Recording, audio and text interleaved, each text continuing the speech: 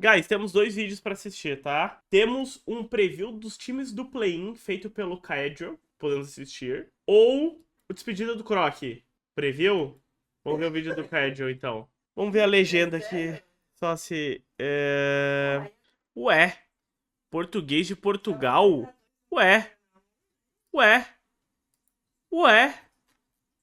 Cadê o brasileiro? Brasileiro do Brasil? Eu, hein?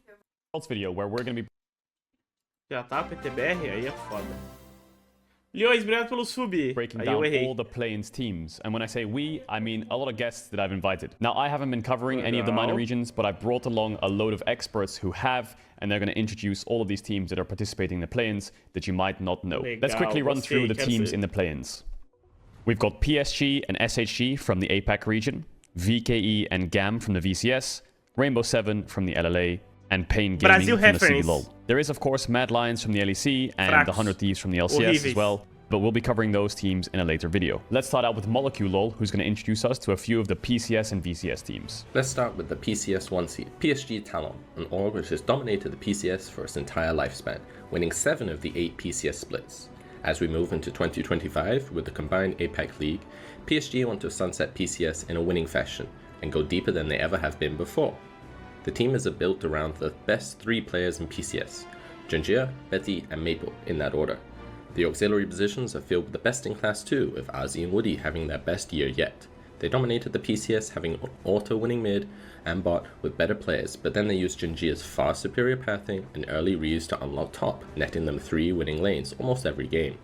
They play a style where they apply a lot of pressure onto the enemies. Ele tá falando aqui então que o estilo deles é mais solo lane, mid bot, quase sempre ganha sozinho e ele joga pro top, não necessariamente porque é o melhor jogador do time. É isso que ele tá falando. Ah, deixa eu subir a câmera. É isso que ele deu a entender aqui, o Molecule. Allowing Junjia to invade and build ridiculous farming numbers. So much that he is actually 3rd globally for CS per minute and number 1 of the world's competing junglers. Caralho, ele This style forces enemies into making plays, and PSG look to cross-map and grow their leads through the map instead Caralho, mas se ele tá farmando assim tanto tempo, alguém tá vulnerável, mano. of fighting for nothing. Alguém tá Maple is vulnerável. the key in all of this though, as PSG are often in 4-1 map splits, with Maple on sides stretching the enemy and threatening their sides as much as possible. Their strengths have made them formidable, but have conversely made them overconfident, where they take fights without numbers and die for nothing. A key area I would look to expose is they found a lot of issues with DCG in the PCS regular season. They made games an absolute fiesta with wacky drafts and very volatile early games. Putz, a dificuldade deles é contra time que torna o jogo fiesta, mano. A gente mandou o nosso time mais de terno e gravata possível pra jogar contra eles, velho. Que merda. This is potentially the last event we see the 5 players playing together, as Maple Eram os primos contra eles. retirement before, and the other teams are trying to snatch their players. Junjia is by far the best player on the team, and the big name to look out for, but I would say to watch for Ozzy, as he plays a lot of counter picks and is often quite bad at them, which makes for excellent entertainment. Caralho! Eu não tava esperando isso. Eles estão tirando o Ozzy pra merda. Eles tiram o Ozzy pra merda lá. Junjia is by far the best player on the team, and the big name to look out for, but I would say to watch for Ozzy, as he plays a lot of counter picks and is often quite bad at them, Ele pega which makes for counter pick e é excellent ruim tudo, é entertainment. isso? Caralho, caralho. The meta shifting away from O Ozzy lá, os caras tiram pra merda. Aqui ele ganha do robô faz 3 anos, é isso? Que é o nosso melhor top laner. Caralho, tamo male das pernas. AD carry mids. This actually makes Maple more of a factor, as he is excellent on things like Nico and Talia, but this could come at the expense of Junjia having to pick less resource-heavy junglers like J4 or Vi. This team is by far the biggest hope for a deep Worlds run coming from APAC, and failing to make Swiss would result in heads rolling. They are the best team in play-ins by far. Thank you, Molecule, for that breakdown on PSG. Here's his breakdown on Viking Esports as well. Vikings Esports, a new organization owned and coached by famous world finalists and LPL jungler Caralho, o SoFM virou This team on coach, nem paper tá sabendo is omega disso. stacked. They have the best in role for mid, AD, and support, with a strong young jungler and a very raw rookie. They hand-stiff everyone in the league, explode games with 2v2 kills, and in most series, they generate ridiculous gold leads at 15, they average the most strengths, Então they o average the time most turrets. deles, a força é bot lane. Eu tô tranquilo com o Titãs XQ dele cure, velho. Place in VCS, Tô they tranquilo. just take over Tô games. tranquilo. Não me assusta a bot lane. The strengths they have is that they have insanely good players in most roles. And Kati especially, he played AD carry mids better than anyone in VCS, while Shogun in the bot lane is one of the people who's able to pick up on meta picks much faster than the rest of the world. You may just saw Ziggs took over LCK in the last few weeks, while actually Shogun's been playing this all summer. Heck, he was even on the Neela before teams like T1 tried it unsuccessfully. With mages potentially on the horizon for mid lane, that's actually a good signal for Kati, where his speciality is control mages, such as Syndra and Victor. Their weakness is... Esse Kat é o cara que a gente jogou contra, a Loud jogou contra, que era da GAM, ou eu tô viajando? Esse cara não era muito ruim? Pai do Tinhons. Porra, eu lembro de ter assistido esse cara, eu tinha achado ele absurdamente ruim, velho. Very clear, but potentially overstated, with Nanoe in the top lane, who vs GAM got massively abused and posted scorelines looking like the Shy in World Finals. The truth que aí leve é complicado. is, versus other VCS teams, he actually looked pretty damn serviceable, considering he receives relatively little help and most teams target him. So to put in that shift as a rookie is really difficult, but again, teams will be gunning for him. I think the meta suits Vikings going into Worlds, and they should be favoured over the likes of SHG and GAM to make Swiss. But in my opinion, I can't shake the feeling that they just don't have the dog in them to clutch up when needed and things might fail.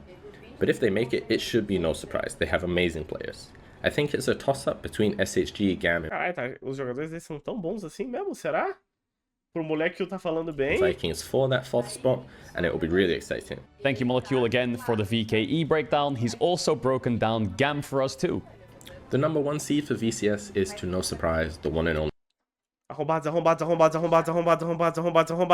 Esports, who won their 11th championship, but this was actually the first time in a long time coming into the playoffs they were not the favourites to many, with Vikings being the hottest team from regular season. The team has the dominant duo in the top side of Kiai and Levi, but their supporting cast really stepped up.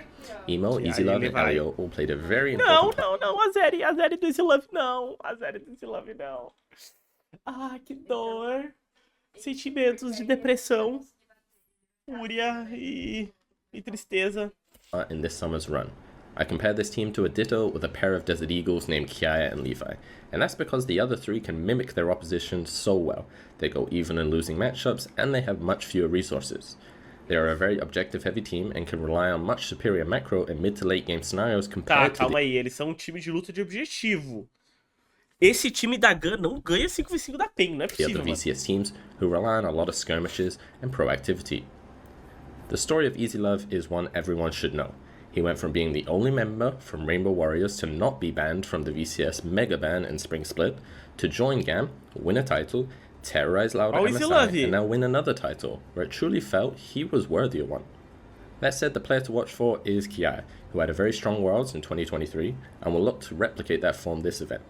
The meta is shifting away from AD carry Miz, which might expose Emo, but he has proved everyone wrong countless times already this summer, so I won't say he's a definitive weakness, but one I would like to probe. I think they are on the cusp of making Swiss and in the fight with the likes of SHG and Vikings, but I do favour Levi and Kiai in the clutch. Something about them when the chips are down is hard to bet against. Moving on to the team from the LJL, we have expert Naimira to break down the team. Okay, let's talk about the Hawks. First up, you have Ebby, international mainstay, and the LGL's GOAT as a whole region. Then you have Forest, and that's not the guy you see on Twitter. This guy is an ex-T1 Challengers player, and he's just made his international debut with this team. Next up is Dasher. Dasher was the original Hawk. He's been there since the Hawks first came into the LGL in 2020, and he's just made his first international event after 7 years as a pro player. Then there's Marble. Marble is the youngest player on the team, and he's a Japanese homegrown AD carry. Porra, mas eu vou ficar trocando toda hora a câmera, mano. Que desgraça. Calma aí. Prodigy. Then there's Vista, a well-known player from the LCK who glues everything together on the team. The Hawks love to use teamfight combos, and they'll look for them anywhere across the map, regardless of role. They will play... do que eu assisti deles contra a PSG, esses caras lutam bem, tá? Eles não têm... Mano, o macro deles comparado à PSG é patético. Mas esses caras sabem lutar, velho. Rumble, Rel, Misfortune, huge AoE teamfight combo, Smolder with a Vi to pin someone in place, and a big one is Talia as a flex pick between mid and jungle with a Leona as support as well. Really good at using their combos. If those combos get online, the Hawks are in a very happy place and they'll pull the trigger all day long, particularly through Forest and Vista. There is a tactical if in there, though, because on the same coin but the opposite side, if they start trying to draft towards these combos, they sometimes find themselves instead with 3 losing lanes trying to get towards those combos in a mid-game. And they don't always get to them, especially against higher level opponents. So what can often happen is they find themselves with 3 losing lanes, they pull the trigger, they overextend, and they lose the game off of them. Particularly when you have players like Vista and Forest who are very eager to go in, they can sometimes get a bit streaky, fall behind, and just overengage. So when it comes to players to watch for this, I think first up you have to talk about Forest. As we said, XT1 Challengers player, and he is such a firecracker. This guy is so incredible, whether he's on engaged champions like Sejuani, Vi, Maokai. He can be that go button, very aggressively start the combo off. He can also flex into being a carry or a combo champion, which can benefit from that too. Zyra. Stuff like Talir is a specialty pick of him in jungle too, where he can combo up to other people's engages. And then I think the other player is just the rock in the top lane. It's Ebby. Ebby has had so much experience across the world and across international events. He has come back to the LGL after being in the LEC and has had incredible laning phases. And his team fights have been utterly absurd. He is very, very clutch, whether he's on Rumble or Kennen or something else. I think Ebby is such a important player to stabilize this team when all else goes wrong. I think the Hawks should absolutely make it into Swiss stage. The LGL has only ever made it into a group stage equivalent once, and that was in 2021. That was Detonation Focus Me's Exodia roster, and that was where Ebby was too. So I hope that Ebby can make it through for a second time and really prove that the LGL should be a powerful part of APAC coming into next year. Time forte. Break down the team from the LLA, Movistar Rainbow 7. We've got Professor Andres. Hey guys, this is Prof. Andres. I'm a caster for Liga Latinoamérica LLA, and I'm gonna tell you why Movistar Rainbow 7 will make it to the Swiss stage. Now, starting with the roster, we have Summit in the top lane. Most of you guys already know him. Really strong laner, and he finally got his first championship, so that's really hype. In the jungle, we have the Peruvian GOAT, the best player this region has ever seen, and he's been playing for 10 years. Overall, Odi is the core of the team. In the mid lane, we have Kaney. He used to play for Freaka Freaks Challengers team in 2021. And in 2022, he came here to Latin America and he made a home here. He finally got his first title here as well. In the bot lane, we have the Argentinian duo Cell and Lions. Really... Caralho, dá pra ter uma bot lane Cell e Cells? A gente precisa disso pra Conferência Sul, mano. Cell e Cells, por favor, Kabum. Faça acontecer. Não dá? Aggressive playstyle. Overall, that's how I would describe Movistar Rainbow 7. They really like to make plays all along the map, especially Lions and Odi. They move everywhere. But that's sometimes a double-edged sword. Sometimes they don't have a break. E quem é o craque do time? O time joga pra onde? Eu quero informações, irmão. And they take fights they shouldn't be doing, and that can cause some trouble.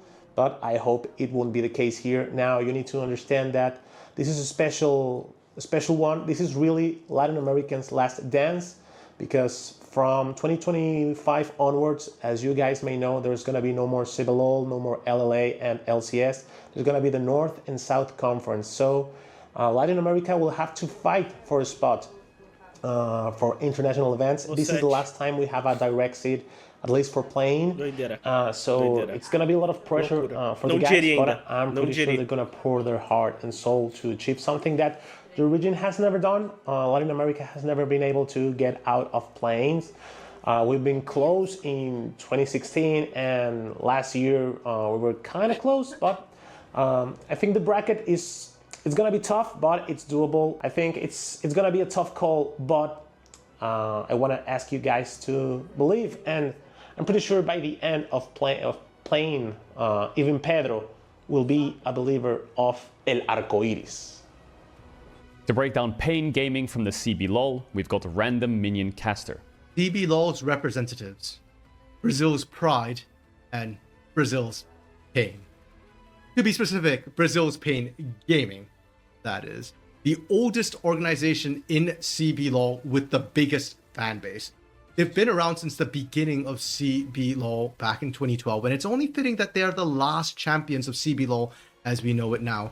And they did it in fine fashion this split. dominated the competition with great early game leads and knew exactly how to generate those advantages. And they knew how to use those advantages in team fights. The teamwork on this team is something to watch. Now, they weren't perfect, and despite the leads they generate in the early game, sometimes their mid game can stall out a little bit. They don't push the advantages as much as they should, and they give windows of opportunity for people to come back. Legal. Análise certeira aqui do amigo. Não sei quem ele é, mas a análise certeira. Drafting and game plan is pretty straightforward as well, so no real surprises for the most part. You know exactly what you're going to get with the team. Verdade. But hey, if it's good, if it works, and they still won CB LOL. Now, the organization has a lot of history, but most recently, they kind of struggled. They've made 6 straight grand finals in the last 6 splits. But the core, the top side, Wiser in the top lane, Karaoke in the jungle, Dakyo in the mid lane, just could not find a win to save their life. So they made 2nd place 5 times and were jokingly called the eternal 2nd place team. But this split, they managed to change it. Dakyo, the mid laner, had the best split of his career. He's long been living the shadow of legendary Brazilian mid laner Tinones, but this split, he excelled and surpassed Tinones as the #1 bar none mid laner of the region. In the bot lane as well, that was the big change. Earlier this year, they brought in Titan, who is a vocal Brazilian AD carry personality, known as a playmaker, as a shot caller. This guy will engage. He believes Arcane Shift is an engage tool, and that has backfired in the past. Esse é o de Titan, The desire to engage is definitely there. And he brought his hand-picked Korean import support as well, Kuri, who, now that guy knows how to engage. His Alistair and Realm did some disgusting things behind turrets, in enemy jungles, defensively, whatever you name it, Kuri will find the engage for it. We are hopeful that Pain can have a good showing, but we understand that it will be a bit of a tough one. The hope is to make it out of play-ins. The goal is to make it out of play-ins. The realistic expectations, well, we'll take whatever we can get, and we're just hoping generally to show that, hey, we aren't a one-team region and that we do have good players. Ideally, we make it out, but if we fall in the way, as long as we put up a good shot, that'll be fine. And that's Pain Gaming and CB LOL's hopes at Worlds. Go Pain. Thank you guys for watching the video, and thank you to all the experts who took their time to make those videos breaking down each team. I really appreciate it. There's loads more Worlds content. A leitura dele da PEN foi certeira, velho. A leitura dele da PEN foi certeira. É um time que cria vantagem early game, parece que desliga o motor no mid game, espera o dragão nascer, luta no dragão, reza pra ganhar, lutam muito bem no dragão. E esse é o time da PEN, realmente. Os drafts deles são previsíveis, porque são simples, mas são efetivos. A análise dele foi perfeita, mano. Content coming up soon, so make sure you subscribe, like the video, and I'll see you guys on the next one. Mas, temos a competição tá foda. O molequinho tá hypando os times lá da PSG Vikings e a GAMs, né, velho? E nós sabe como é. A GAM e a PSG, todo respeito do mundo. A Jota do Tockers mandou R$5. Reage ao vídeo Pior Jogo de League of Legends da História, que tá no canal do Baiano. Vai ser engraçado ver a sua análise, se conseguir.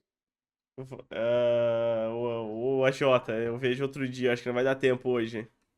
Não vai dar tempo. Mas é isso, mano.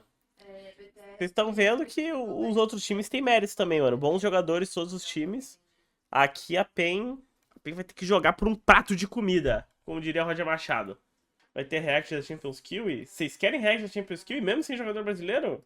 A PEN chega lá amanhã. O Wiser já chegou. Por que o Wiser foi antes? Eles foram hoje de manhã.